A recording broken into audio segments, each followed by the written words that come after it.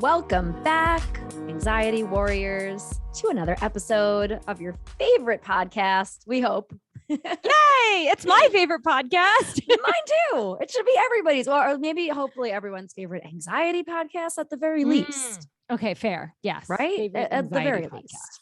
Yeah. Oh my gosh. We had an amazing interview with a wonderful human being. Yes. Her name is Jessica Mougis. Yeah. And she was just such a fun, relatable, warm, Yes. dynamic guest. Oh my gosh, the best. Yeah. Right? Mm-hmm. I had a lot of fun. I still feel like happy high after the conversation. Yes, for Yeah. sure. So before Abby recaps for us a little bit of our chat, let me tell you all a little bit about who Jessica is. Jessica Mougis has been working with children and families since she graduated from Connecticut College in 2007. She began by teaching creative movement, ballet, and modern dance. In 2009, she took a brief hiatus and followed her dream of attending film school in Sedona, Arizona. Upon moving to New York City, Jessica realized how much she missed working with children, and knowing the impact yoga had on her own life, she began teaching children's yoga. As director of programs of Yogi Beans, she taught yoga and mindfulness to hundreds of children in schools and studios around NYC.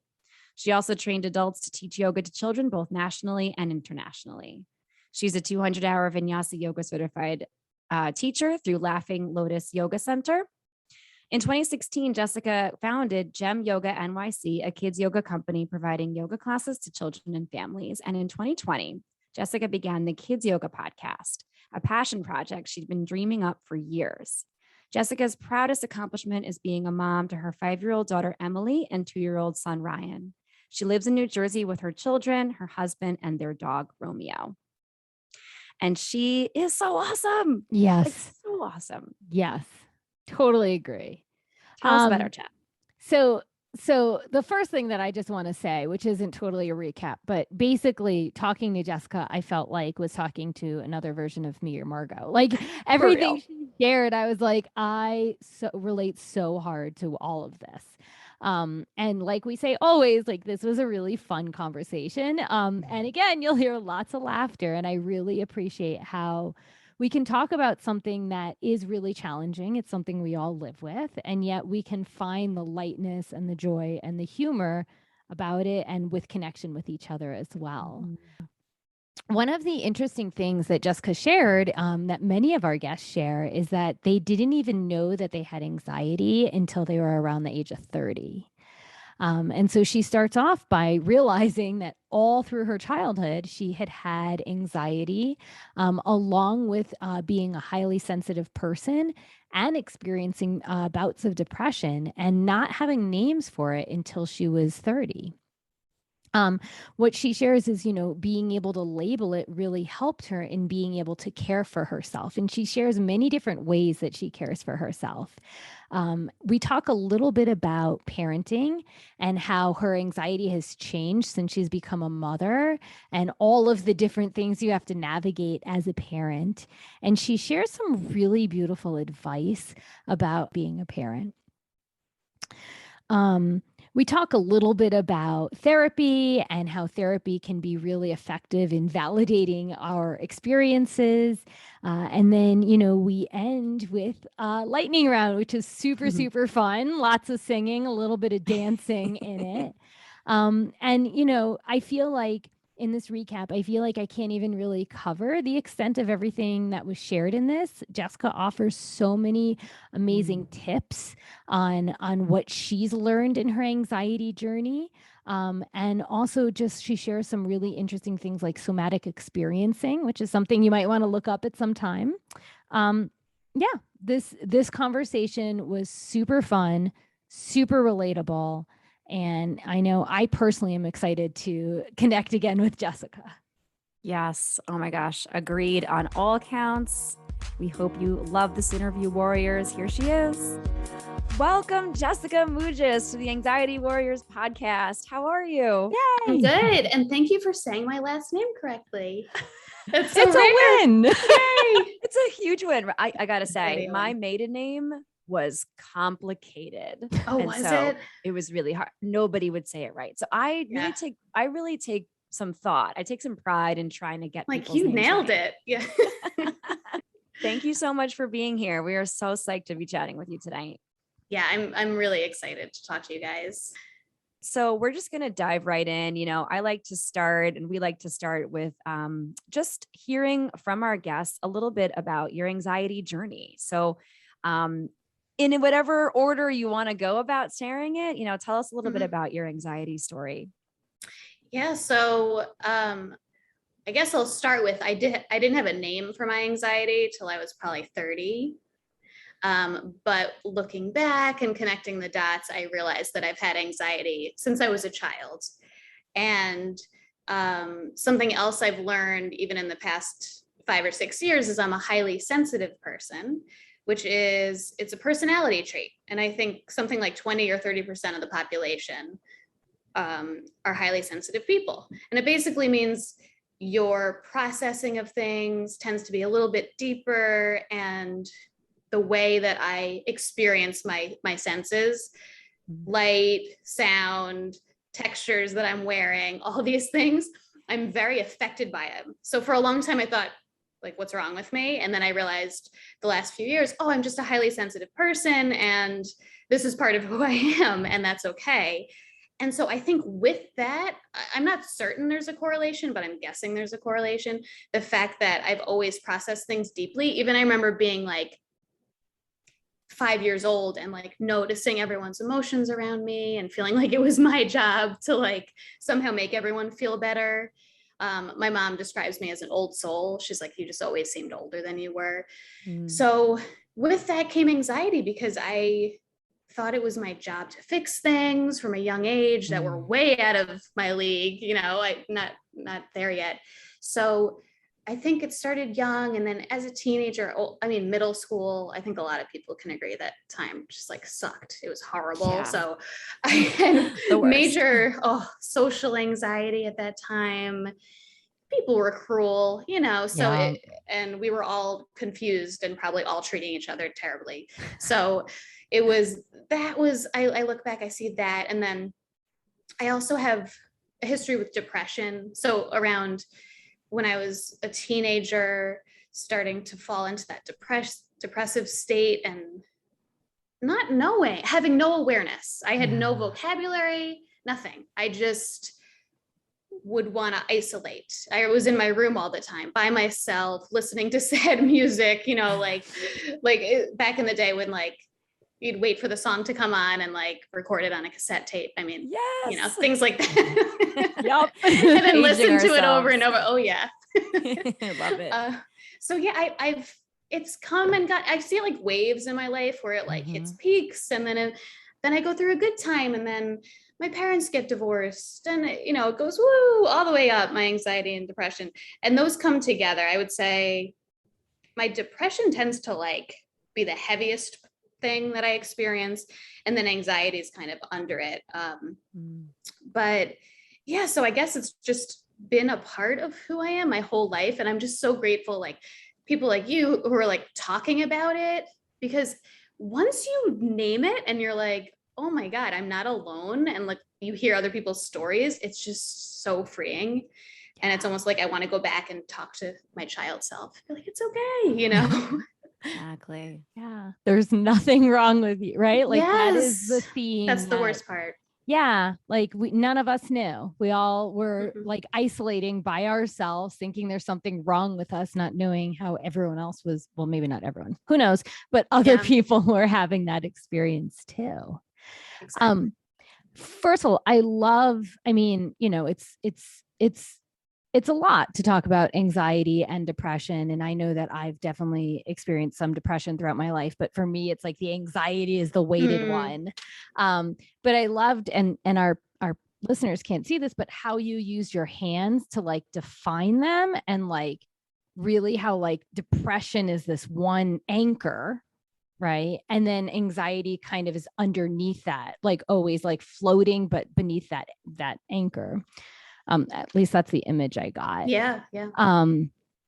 So that was really just interesting to hear that. And then my question is, the highly sensitive person. So I've heard about HSP, and stuff, but I haven't learned that much about it. And so how do you feel like, does that tie into anxiety, into depression? Like, will you talk a little bit more about being a highly sensitive person? Yeah, I think because it's almost like the way I see it is like I experience everything at a high volume. So whereas my husband's not a highly sensitive person, so there can be loud sounds. He could just turn the lights on right when he wakes up, bright, like he could just put on music. I'm like, everything, it's like, I don't know, it's a weird image, but I'm like an open wound and I'm just like, like it's too much. So I've learned over time, okay, it's okay. I need to ease in. I need to like slowly turn lights on.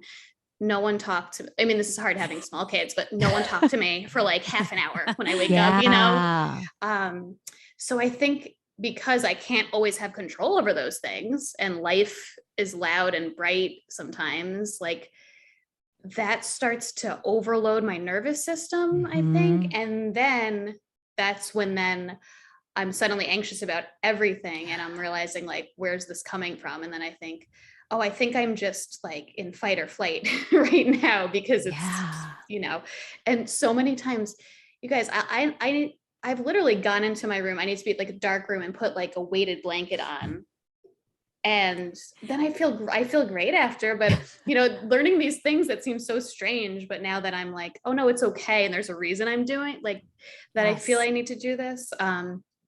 So yeah, I don't know. I'd be interested to see if there's actual like correlation between anxiety and being highly sensitive, but it just makes sense to me that it would be all connected. Right. Like, as you're saying this, I'm like, I can relate to so much that you're saying. Like, I need a slow morning, right? Like, if someone turns the lights on right away or plays loud music, like it's like a shock to the system. Yes. And then like what I'm hearing is in that like shock to the system, then naturally just anxiety starts to arise because there is like a sensory threat and you might not even be like anxious over, a situation. It's like the environment is causing anxiety. Yes. Yeah.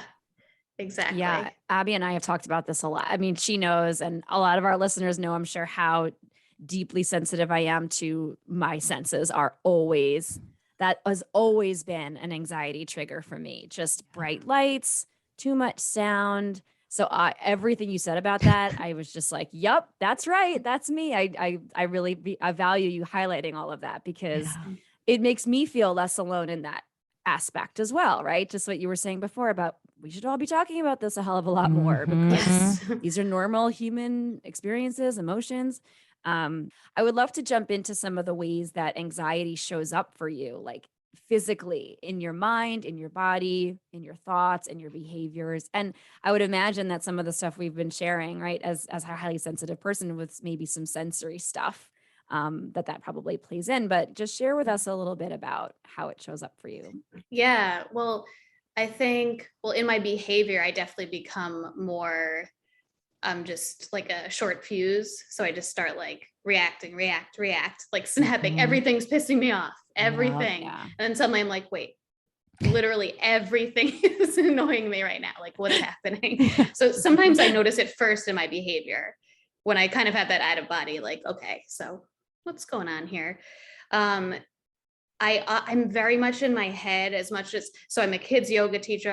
I practice yoga and I probably do because I'm very in my head. So, I get stuck there. I forget about my body. Yeah. But then when I do remember, oh, what's going on? It's usually a gripping in my ribs. Totally forgot about my feet. I forget I'm like on the earth. I'm just like a floating brain.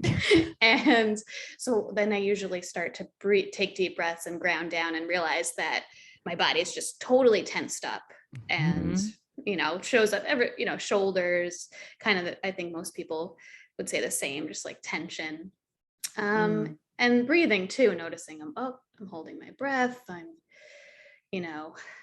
shallow breaths, all of that stuff. So I think I normally notice it in my behavior first, and then I start to remember in my body. I would say I don't think it's ever, I've got tightness in my ribs. Like I don't notice that first.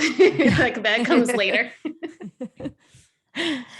Yeah. So it's, I think starts in the brain for me. I feel like you're speaking my life. For real. I mean, that's totally it. It's like walking around, like I feel like there's like a cloud over me, like a rain cloud, like an angry, overwhelmed cloud.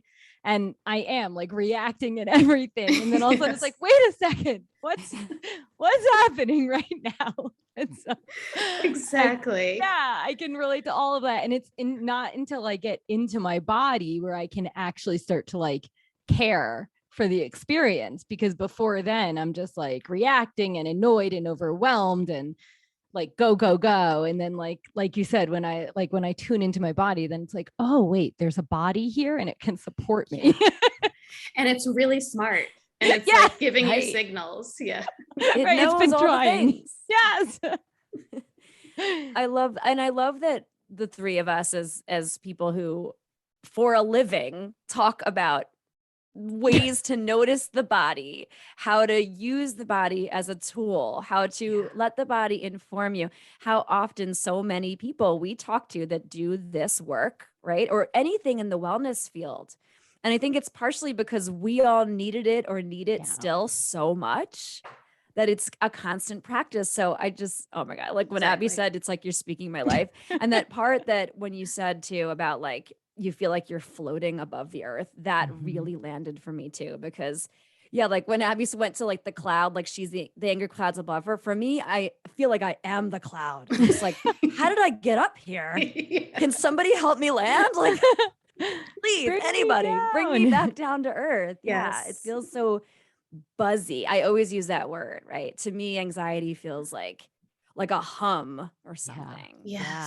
So interesting. So interesting. I love talking about this. This is the best. Me too. This is the best. Wait, so I have one more question now about behavior, because I love that you started with behavior. So at the beginning, you also talked about how like when you were younger, you would isolate. And again, I totally related to like the music and sad music and stuff. Like, Oh man. Love hurts. That's what came into my head, that song. Oh God, mine was like a Stevie B, like, I got your letter from the postman just the other day. I won't even go into that. I love it. Yeah. I love it. It was like way ahead of my time too. Like I was like, it's like about adults, and I was like 12 listening. I'm like, I get it. I'm there.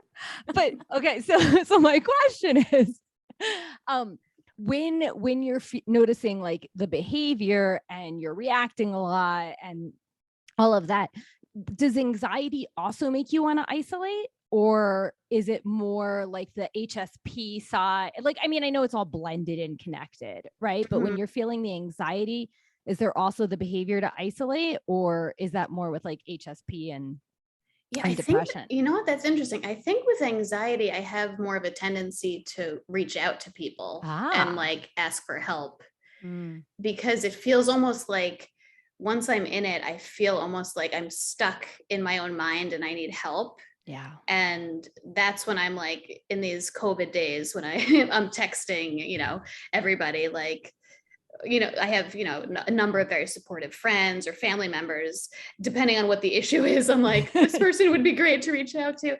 So I tend to, when it's anxiety and swirling, and I'll talk to my husband about it more because he's very calm. So I'll like talk him through my insane thought process that I know is really not rational, but this is what's happening in my head. Once I speak it out, it's not as intense. It's still there. But it's like almost like I'm like, haha, like you're out of my head. Like you don't control me anymore, because it's so consuming. Yeah. And so it's interesting to think, but I do have a tendency to like try to escape it and like and get help with anxiety. Wow. That's new though. I didn't, I don't think I always was like that. I think probably as a teenager and when I was younger, it would just make me go more into my isolation. Love it. Thank you I'm glad we had that follow-up. That was good. You had expressed in our call this duality in yourself a little bit that I think would be awesome for you to share with everybody. It's like, and I think so many people can relate to the idea of being perceived one way and actually feeling a different way. And so, you kind of said, everyone looks at you and says to you, Jessica, you're so calm and chill. And your reaction is always just like, well, wait a second. So like, I think it would be awesome for you to share a little bit about that duality that you feel. Yeah. That reminds me of when I went to film school, they taught us, like, when you're writing a character, often how someone comes off is the complete opposite of who they really are. And it's called like your mask. So I remember learning that and being like, and that's when I first started thinking. I was maybe 23, 24. It's like, how am I perceived? And how is that opposite of who I am? And yeah, I mean, I get that all the time. And people are like, you're so calm. And I think I am a calming presence for people. So I can understand that, like, that I can be that for people. That's why I teach yoga to children. And I get it, but it's so funny. I always just want to say, oh my God, you should be in my head for like 24 hours because that is the opposite of what I'm able to give people. What I'm experiencing inside pretty much feels like polar opposite, because inside I am able to like use all these tools to calm myself, but I'm not a naturally chill person, so I don't know why, you hear people say you teach what you need to learn the most, so yeah. I guess, well, it's kind of like yoga, right? Like the duality, how like yoga is just bringing everything together. But it's just so funny to me that I hear that all the time, and I could be that for people. And then I could just feel so differently in my own experience of myself. Yeah, I can 100% relate to that. I mean, I think, we went into this field, especially for kids, because we're like, let's help kids not have the same experiences we had. Yeah. And I just remember, like, when you were talking about this, like how kids would say to me, like, you're so calm, like you never yell. And I'm like, yeah, but also I feel frustrated, not blaming the kids or anything, but letting them know, just because I look a certain way doesn't mean that that's how I feel. Right. And so as you're saying that, it's like, one, the awareness for us to have, but then it's also so important, like, to teach the kids that it's like, just because someone looks a certain way doesn't mean that that's how they feel on the inside. And I've had that frustration where I've had friends say like, oh, like, what do you have to be worried about? Things like that. I remember someone saying that to me and I was like, that's interesting you'd say that, because I could tell you 1,000 reasons why I feel, like why things are hard for me. But it's just seeing that when you just see like the surface level of a person, you could forget that there's so much under the surface, just like you said. That's what we try to teach the kids. Yeah. It's always so frustrating for me to hear when grown adults say things like that to other grown adults. It's like, what are you talking about? I mean, it just, everybody is experiencing things that we just do not know about, and that we maybe will never understand. And maybe we don't have the privilege to learn about that thing too, about that person. Maybe we don't have the right to that part of them. But I think that's, whenever I hear, and I've heard sentiments like that as well, but it's always just, it's like, okay, that's good. I'm glad I'm not the only one that's heard kind of ridiculous things like that. Yeah. So I would love to get into this amazing story that you shared with me in our call that I found particularly intriguing. You were talking about how when you got pregnant with your daughter, how that impacted you and led you to learn more about yourself, including finding therapy.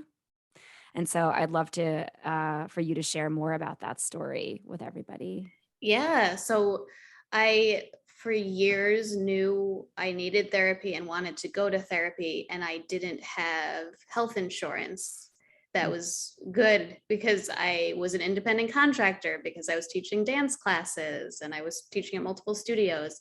So I definitely had that experience, like so many people have, of not having the resources available to take care of my mental health. And so for a year, I mean, I would say from my early 20s on, I knew I'd benefit from therapy, but the financial part was holding me back. I wasn't making enough money to out of pocket be paying a therapist. So when I got married and I was able to get on my husband's insurance plan, which was a good plan, I found a therapist pretty quickly. I was like, oh, look, I have health insurance. I could see somebody and, afford it. Great. And then shortly thereafter, I got pregnant with my daughter, and everything changed when I got pregnant. I had been at a job that I wanted to leave for a few years, or just felt like it was time to move on. But I had all these stories in my head about why I couldn't leave and why I wasn't valuable enough to leave and do things on my own. But as soon as I got pregnant, I was like, I will not subject my unborn child to this energy. Like I got very protective right away. And I quit. I left. I finally did it. And I also think I then committed more to the therapy, because I was just realizing that it's very much literally not about just me anymore. I'm carrying this baby, and I really could feel that connection already, and like the energy of us, being together. So I think that really was the jumping off point for me to really take care of myself, my mental health, and to learn about myself, and to learn what is this? Like, that's when I learned that I had depression. I actually, and talked to someone who validated my experiences and said, oh my, Jessica, you've been through some hard things. Like, these aren't little things that we're talking about, having that reflected back. So I think definitely becoming a mother brought protective quality for my children, but then it made me realize, it really is starting with me. And I think I just, that was it. I was I had to continue forward in that direction and not go back, for sure. Yeah. And, the first part of what you were saying about not having health insurance, so you can't even get help when you want it, is just so sad. And I won't even get involved in that. That's a whole discussion. other thing. I know. Yeah. But it's really unfortunate, because I know people now that don't have health insurance and want to go to therapy, and they're like, what do I do? And they try the online app therapy, and they're like, yeah. I mean, if it's the only thing you can get, but right. But the other thing that, I just really want to highlight in what you're saying is the other side is, unfortunately, there still is a stigma around therapy. I know some people who still won't go to therapy, even though they've had some serious childhood trauma. And I just think it's so important. What you said was that it validated your experiences. You got to be able to learn more about yourself and know that the things that happened to you, impacted how you were, how you are. And that awareness, that understanding, it sounds like then ultimately gave you more self-awareness, self-understanding, self-compassion, which also then ripples into being a mother and showing up how you want your kids to feel about themselves.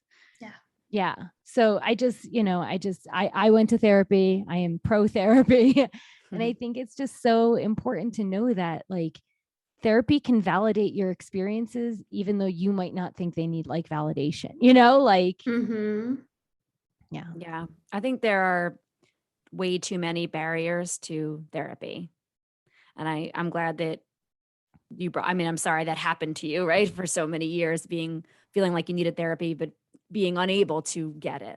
Right. And then just but also having that ability to reflect and say, my God, there are so many people who need therapy, and there are so many barriers to mental health. Yeah. It's really a privilege to be able to take care of your mental health in this country. Yeah. You any there's health, so many. Yeah, you're right. Health. Right. How pathetic. Oh, that's, again, like Abby said, whole other, that's a rabbit hole conversation. That's another whole podcast. Entire podcast. Yeah, for real. Oh my goodness. So, speaking on, after you had that protective nature and you wanted to learn more about yourself and you become a mom, you told me a lot too, which I think it would be great for so many listeners to hear about what it was like especially in those early stages of motherhood, and how that sort of changed your anxiety, what kinds of new, fresh anxieties came with early motherhood and or just motherhood in general. Yeah, that's a doozy. That's a shocker. I mean, the level of anxiety I feel as a mother is just, it's definitely it's up there. It's like the high, it's because it's constant. Yeah. Because kids are always growing and changing. So you're always in a new phase and you're always doing something new. And especially with my first child, so like I haven't raised a 5-year-old yet. I have, so I found with my first child, everything there's too much information. You start Googling stuff and you're like, oh my God, if I give them rice cereal as their first food, there might be, I don't know. I think there was like scary articles about being like certain chemicals in like rice cereal, but then other people were like, you should give rice cereal because it's the most basic and plain and blah, blah, blah. I'm like, is this gonna like change her for her life? The first food I give her, I remember that, like agonizing over decisions like that. And then I had my second son. I found it very healing because with him, I'm like, he's gonna be fine. Like, it's cool. It's good. Just like give him food. It's okay. Like, so I think it's more like, for me, it's the unknown that you're constantly faced with, whether you want to or not, on a daily basis, and sometimes blindsided out of nowhere with new things. And so, yeah, I find there's a lot of self-doubt that comes up, and like all of your stuff comes up as a mom. So it's like, not thinking I have enough worth or value, or that, I'm smart enough or know enough and all of that. So it's hard. And sometimes for my oldest, like she has anxiety, and I can see a tendency, she's 5, but I could see a tendency towards this depressive stuff that I have. So that's complicated because I start to blame myself. Is there something I did wrong? Did I pass this on to her? So it's really intense, but I also value it because it really forces me to grow as a person. Yeah. I can't get too comfortable ever. So I'm constantly growing. And the thing that helps is just community and like, having people to talk to. And especially, I've got a friend who has older kids who's been kind of through it. So I'm like, okay, like tell me about this stage, So yeah, I think my relationship with anxiety has gotten deeper and more intense since becoming a mom. But again, having my second kid, also there's a healing to having children as well, because there's a humbling. Yeah. Like, look, okay, and look at this child I also gave birth to, an amazing and totally different, like completely different person. Am I going to take credit for that? Like, am I taking credit for the good stuff and the bad stuff? Or should I just say, like, these are people and this is who they are, and I'm doing the very best I can. Yeah. I mean, yeah, that I love that reframe at the end, because it is so easy for all of us, to focus on all the things we're doing wrong, or all the things we might have, done by mistake, like, all of the negative, unpleasant sides of it. And so that reframe is just really powerful. Like, okay, these are people and I see some of me in them and some other person not, and I'm learning with them. And yes.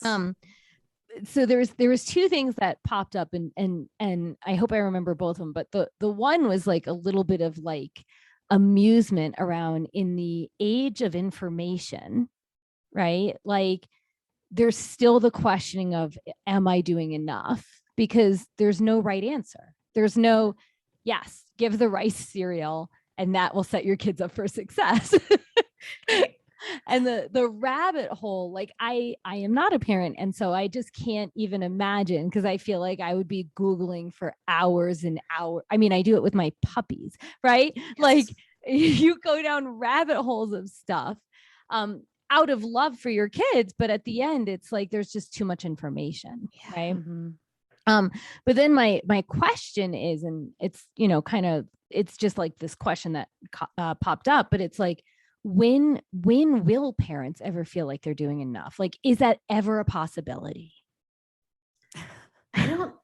No, I don't think so. Yeah. It's too, No. especially with social media and just pressure and just, I don't know, the climate of comment sections in social media posts and like fighting and you know, to sleep train and not to sleep train. There's Yeah. like endless, there's just so many things. What I've learned is like literally these are my children, this is my family. When I am in the quiet space of my own heart, that's where the answer is. Mm. And that's the truth. Do I get lost Yeah. constantly? Of course I do. I get lost in those comments. That's why I'm taking a social media detox. You know, it's like I get lost in that. And there's, I don't know, the outward thing of what people see, that's not important at all. So I think it will never end if you are constantly diving into those spaces and Mhm. trying to be perfect or please everyone. Like it comes back to that self-reflection. And each kid is different, each family is different. I despise the term parenting expert. I think that's very problematic. Yeah. I'm like, are you a parenting expert? Have you parented my children? Right. Have you parented every child in the world? Yes. Then you can be Yes, honey. You can't be a parenting expert. You can know a lot about children. Mhm. You could know a lot about development. You can give great advice about, you know, social emotional learning. You can, but I really think we are the best parent to our own children because no one knows them like we do. Right. Oh, I just, Yeah. so I love that, like when I pause and listen to myself. So it almost sounds like in those moments, you know, you're doing the best you can. Mhm. You're like enough in those moments. And also like there's that other anxiety. Like it's not even about the rice cereal or not, right? It's also like the anxiety of all the other people that may judge you or may tell you what's better for your own child. And then, you know, it just sounds like an exhausting cycle of anxiety in raising kids. Yes, it is. It really is. That's why you really have to, I have to protect myself from too much. Yeah.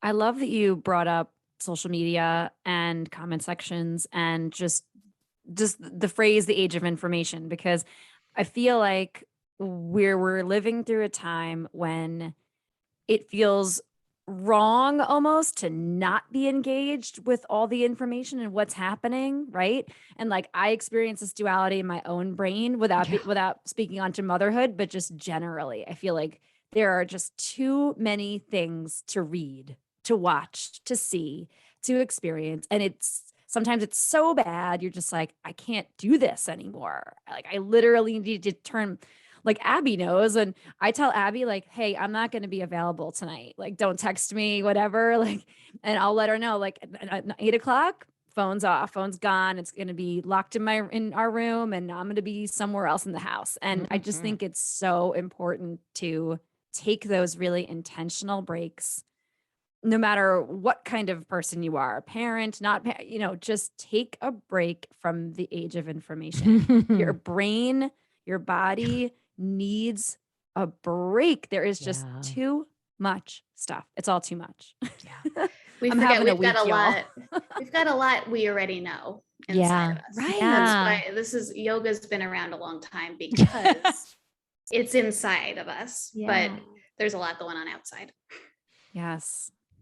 I just think so many parents, mothers especially, are going to feel so warm, hopefully, hearing you just speak, because as a non-mom myself, I felt really warm listening to you. So I want you to know that. I know I speak to a lot of moms all the time. I teach moms every week. They're in my classes, luckily, and I love them. And I feel like moms need more support than like everybody. I mean, I know I don't know, maybe I shouldn't be painting with broad strokes, but you know what? I don't care. I feel like moms are superheroes. They need so much support. And I think you're a wonderful, wonderful mom. Thank you. That means a lot.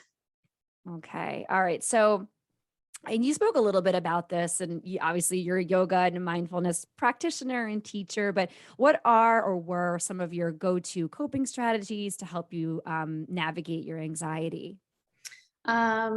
So kind of what I mentioned before, grounding into my body, noticing my breathing.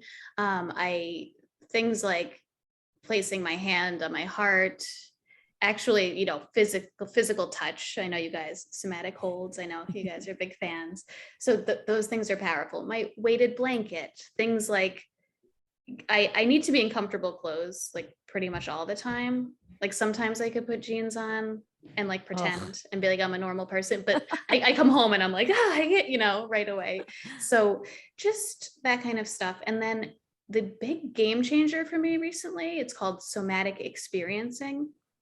And it's a type of therapy that I've done it only over FaceTime because I started in the pandemic, where she sits with me. She's trained in this form of therapy, and she sits with me and allows me to notice sensations in my body and sit with those sensations and see what happens with those sensations. And the idea behind it, I guess, that she described to me is that animals, when they undergo trauma, say being chased by a lion, if they escape, they release the trauma immediately. They do things like shake for 10 minutes, like violently shake for 10 minutes. And then they get up and they walk away, right? They're done. It's over. They're not sitting there thinking like, that he could have gotten me. Like he could have got, they're not in their thoughts. It's gone. So for us, we often, day by day, we get like mini traumas, or we have big traumas that happen that we've never processed or metabolized. Yeah. And they sit in our body and our nervous system. So the way I see it, somatic experiencing is like going into the big stuff instead of like, when I was 5, this happened, and talking about it, which is great. That's what I did for years, was the talking, but that was all in my head. This is like, what's going on in my body? What's my body telling me? Yeah. And I've only done maybe 5 sessions, but each one so powerful. Like I start with tension in my ribs, and then suddenly I'm like I had a good cry, like coming out, and memories coming up. It's almost, I had experience of like, it was almost like time travel. Like, oh my, I was remembering things. So there's just so much that your body's telling you. So I'm a huge fan of somatic experiencing. I don't think I would have been ready for it even 5 years ago. I think I had to go through my years of talk therapy first to learn that part. But maybe with my yoga background, the mindfulness, I'm very open to it. So I think that's why it works well for me. I don't think it's for everyone at all, but that's a big one for anyone listening who is into yoga or mindfulness or just open to this idea. It's hugely powerful. I mean, I've had huge breakthroughs. I'm like, that was like 20 therapy sessions. It felt like, afterwards. Yeah. Yeah. I love that you're including both, right? Because there is the talk therapy that really helps with reframing narratives, and like things that we learned in childhood that we gave meaning to maybe wasn't the right meaning, right? Like when something might have happened and we're like, oh, that means that person doesn't like me, or that means that person, whatever, right? And that might have been totally wrong, but we were a kid and we didn't understand the complexity of being human. And then I love that you're bringing in the body, because even though they're connected and we talk about the mind body experience, like sometimes the mind needs different healing than the body needs. And I know about a little bit about somatic experiencing too. I've had a couple really cool experiences. And I first learned about it through Peter Levine, who we've talked about before. We learned about somatic holds through Peter Levine and Linda Graham. And I'll just say for our audience, there's a really cool video. If you just Google Peter Levine polar bear, that gives what Jessica was just sharing about, where the polar bear is being chased and then the polar bear gets tranquilized. And as it's waking up, it's shaking. And then it just kind of like walks off because it processes the trauma. And there's like a talk about the polar bear and all that. And it's really interesting. And it, when you were sharing that, I was like, oh, this video might be really helpful for people to see, to get another understanding of somatic experiencing. Yeah. Awesome. Yeah. I feel like when we spoke about this, I was like, oh my gosh, I cannot wait for you to share about this on the podcast. I was so excited about it. Because of Abby's and my relationship to Peter Levine's healing trauma and somatic holds. And yeah, so interesting. I've never experienced it, but I'm curious now. I may look into it as well. Now I want to ask a follow-up. Like, how did you go about finding out about having that experience or going for that? One of my close friends is a social worker. And first she taught me about highly sensitive people. And she's like, you might want to read about this. And I was like, oh my God, that's me. And then she told me for years about somatic experiencing. And it was one of those things. So it's like, sounds cool, sounds cool, sounds cool. And then I was struggling in my parenting, and I found this woman who had like mindful parenting sessions. So it started with me, my husband, me and her during the pandemic doing a Zoom session and talking about my daughter. And then I realized she does this somatic experiencing thing. Oh, maybe I'll try a session like just me and her.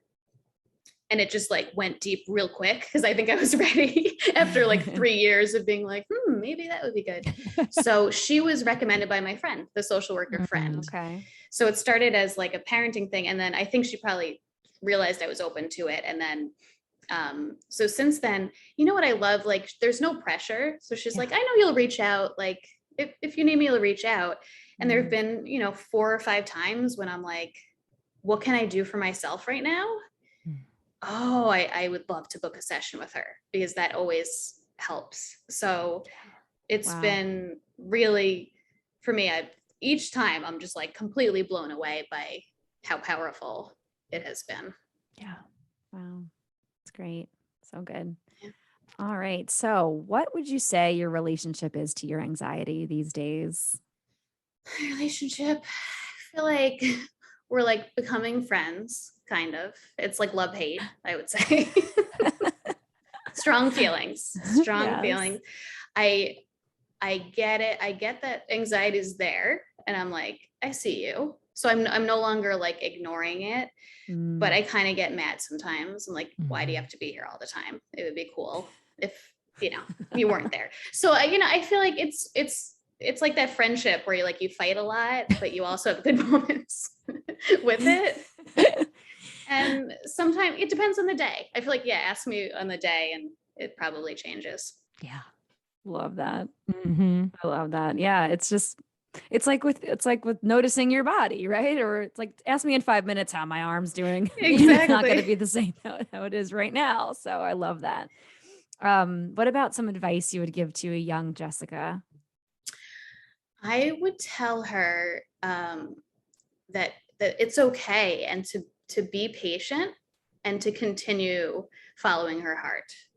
Because I would tell her, I know you feel alone, and I want you to know it's going to get better, because there are a lot of people that feel like you do. And you're going to meet people that understand you. As time goes on, you're going to meet more and more people that understand you. And stay listening to yourself. You are doing an amazing job.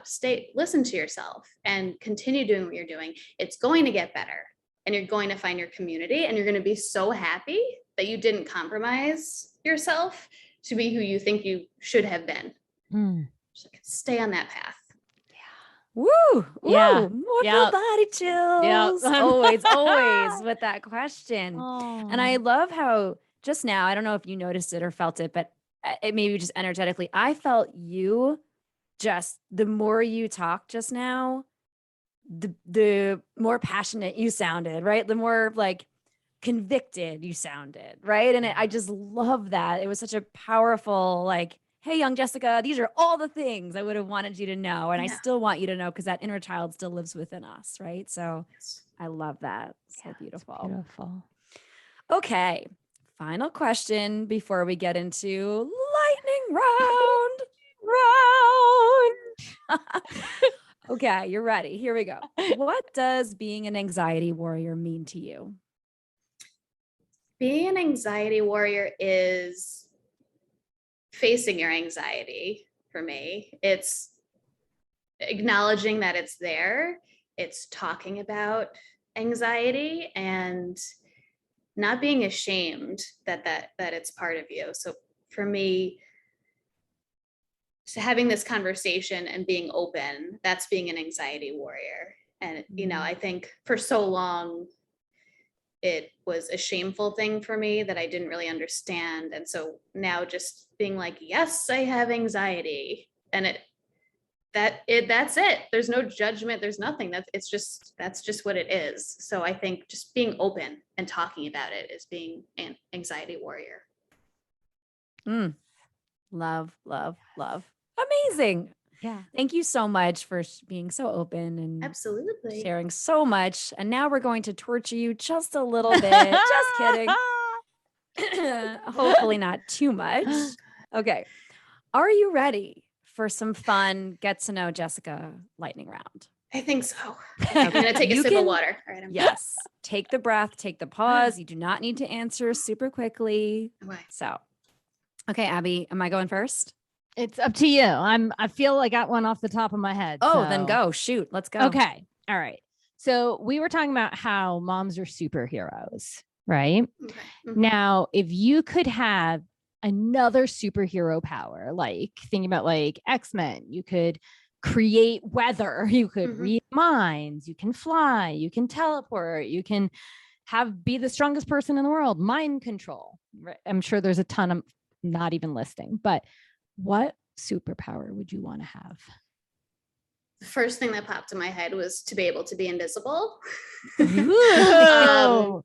That might be my isolation self, but I actually think there could be a lot of power. I mean, if you could be invisible, yeah, like, you could go to places, people don't know you're there. You can get a lot of information.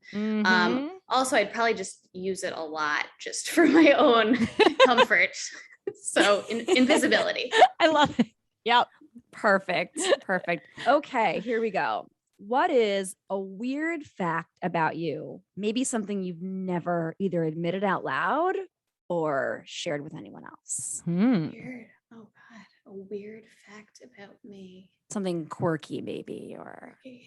I'm just thinking of a story from when I was a child.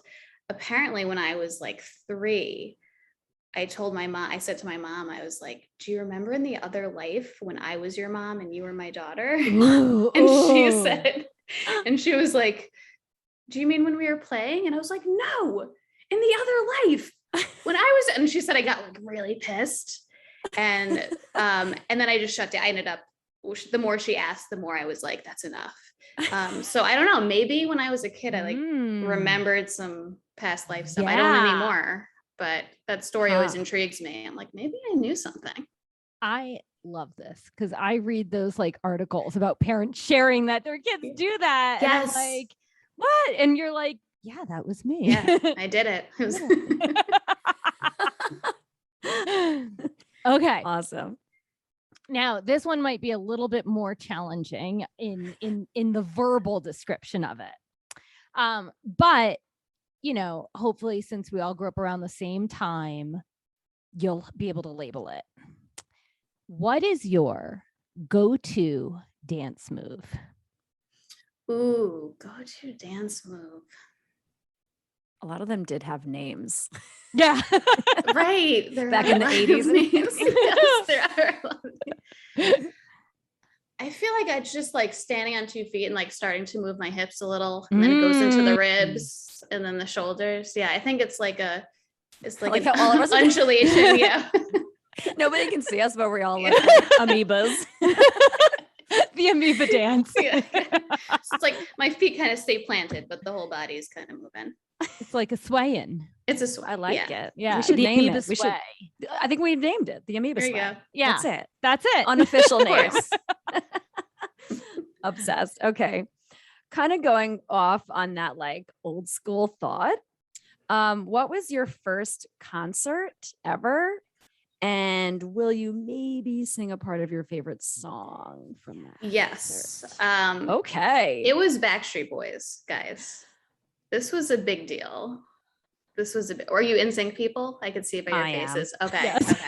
But fair enough. I know. Fair enough. Listen, It's okay. it's all love here. I'm sort of over it. Okay, let's hear it. And so this song changed my life.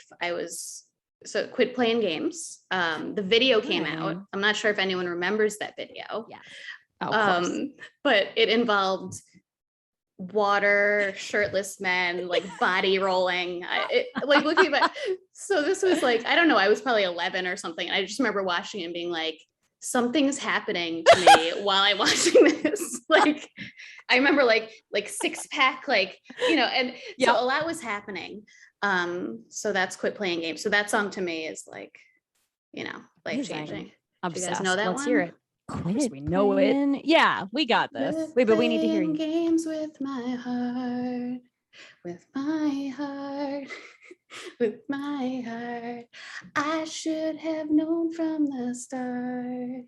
With my heart. They're dancing, by the way, guys. If you can. Of course we are. Lip syncing along.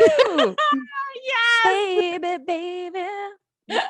Oh yes, of course. AJ Solo. Yeah, how's it? Huge fan. Huge fan. So many sparkles. Yeah. So much twinkles to you. That was amazing. Love Obsessed. it. Yes. I don't like the Backstreet Boys, but I can remember. Look, everyone had their side. Strong Everyone had feelings. their I team. know. Okay. All right. Abby, Okay. you're up. Final question. So, as you know, Margot and I talk about how you sound like a princess. You have a very beautiful voice. So Disney princess. Yeah, that's not like, Kate Middleton or yeah. Good clarification there.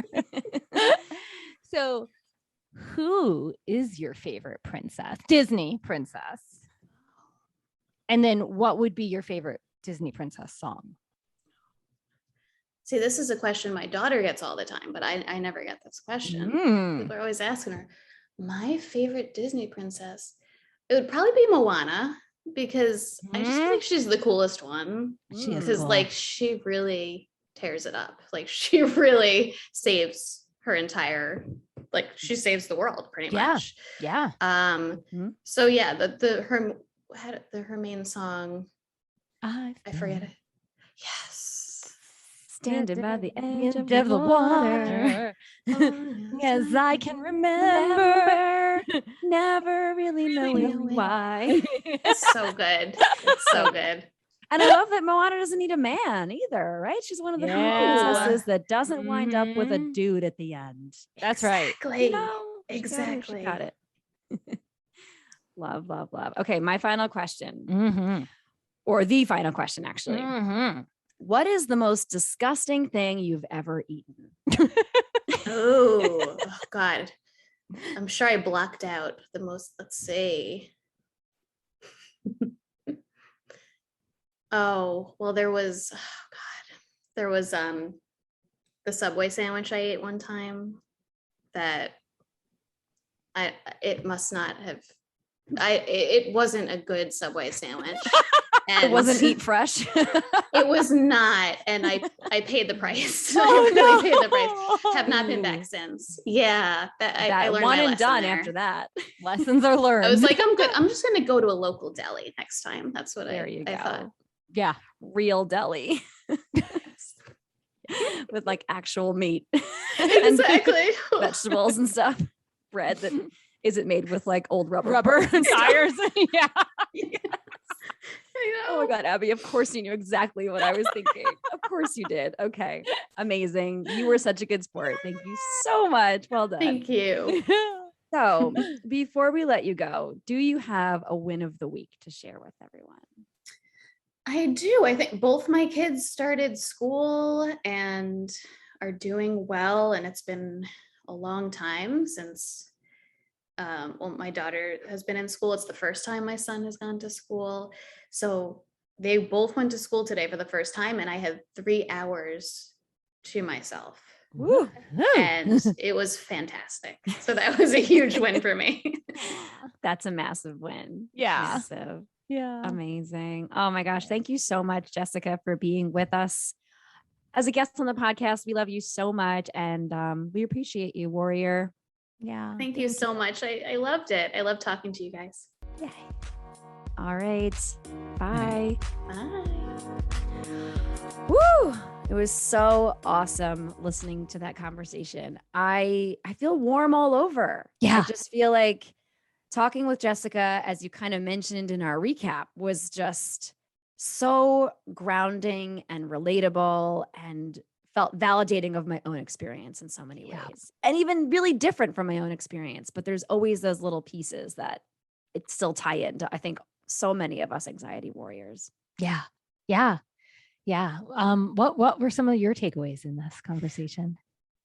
I really love the way Jessica talked a little bit about how she wound up coming to realize she needed to learn more about herself Yeah. and trying to navigate that through therapy when she was sadly only able to get it when she was, had health insurance as a married woman, and just how completely um, open she was to share about her experience with learning more about herself, right?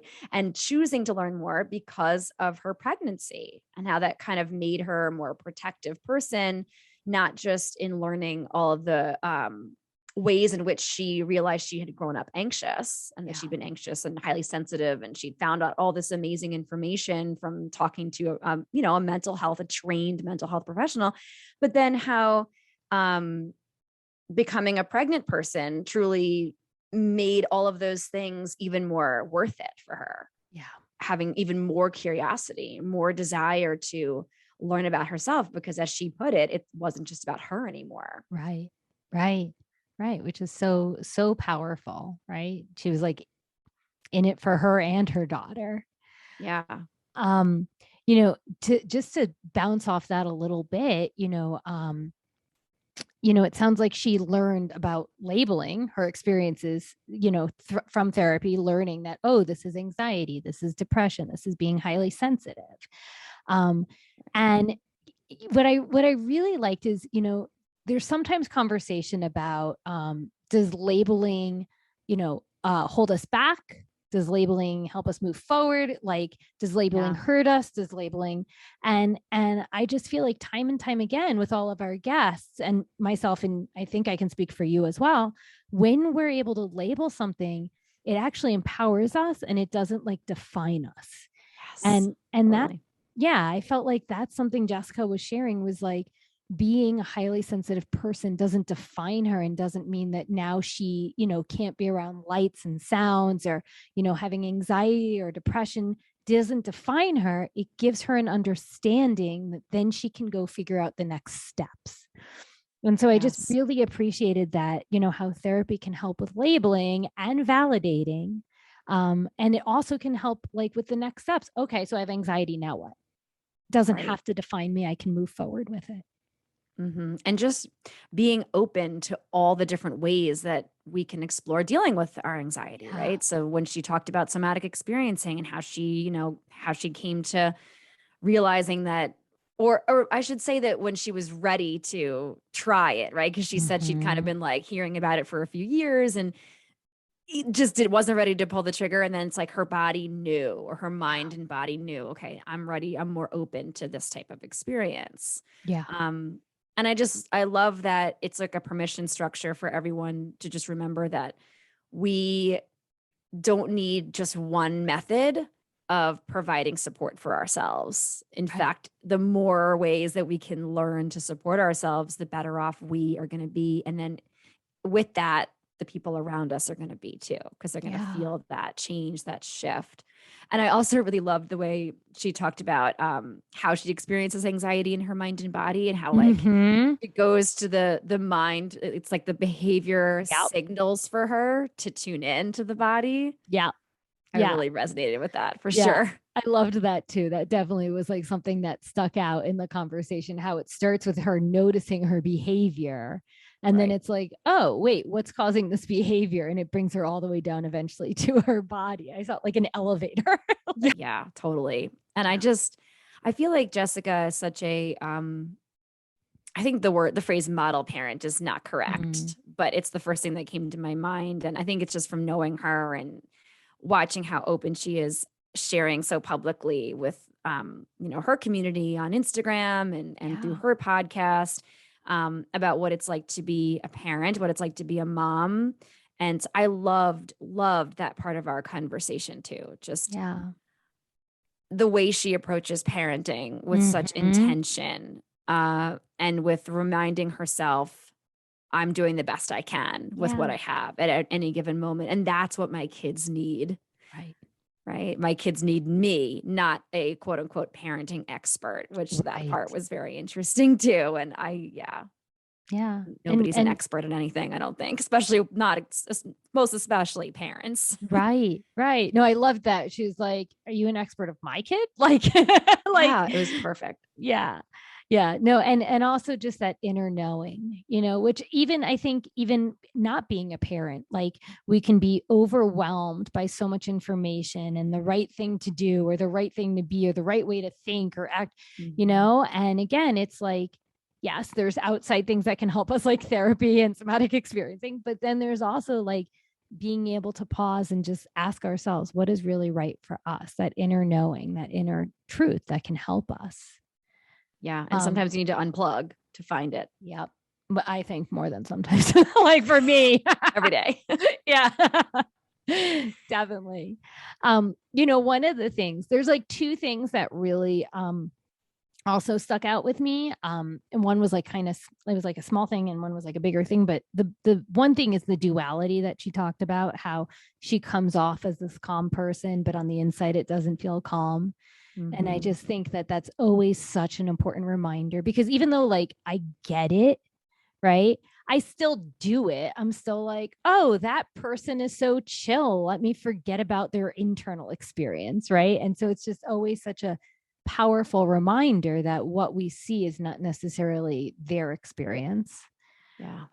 But then the other thing that was like super tiny, but weaved throughout the conversation was just her ability to connect with her community and how she seeks out community when she needs support, which is such an act of bravery. Like sometimes when we're feeling anxious, and we in the general way, right? But when we're feeling anxious, some of our go-to is to like isolate, to hide, and for her, like she notices that when she's feeling anxious, she talks to her husband, she reaches out to friends. She spoke about it a few times, and she speaks to the friend about parenting. Like she really beautifully connects to her community, and it sounds like she supports them and she receives the support from them as well. And she clearly has an understanding of who she needs to speak to regarding whatever, right? Kind of anxiety she's experiencing in the moment. Like you just said, it's like that friend for parenting, that family member for this type of anxiety, and who's going to help me feel the way I need to feel right now. And I think that so many of us have those go-to people in our lives, and it's really valuable to try to pinpoint who those people are as early as possible, right? So that you can, not rely on them, but just know that they have your back, especially in your, maybe your darkest moments or when you need them the most. Yeah, totally. Oh my gosh, this was just such a great conversation. We really hope all of you warriors out there loved it as much as we loved having it and listening to it. And we'd love to hear from you about this episode, about any of our other episodes. If you think you have a great topic idea or something you'd love to hear us chat about, drop us an email, send us an email, shoot us a DM on Instagram. You can reach us at anxietywarriorspodcast@gmail.com or on IG at Anxiety Warriors Podcast. And tell us your wins of the week. What's going on with you, right? And yeah, let's just keep our community there for each other, continuing to grow. And if you're loving this podcast as much as we love you listening to us, we would be so honored if you would jump on Apple Podcasts, smash that 5-star rating, just smash it, and leave us a sentence or two or 40 about how much you love the podcast. and maybe, Backstreet Boys are in sync, because that's the question we all want to know now. It's going to be in the polls this week. When you listen to this episode, there's going to be polls out. Let me tell you, you better be on IG with us. Better be voting for NSYNC. Right? No offense, Jess. We know you're listening. Abby and I NSYNC all the way. Okay. We love you so much, warriors. Thank you so much for being here with us this week and every week. We so appreciate you. Yes. Thank you so much for going on this journey with us. We are so, so grateful you all are here. Till next time.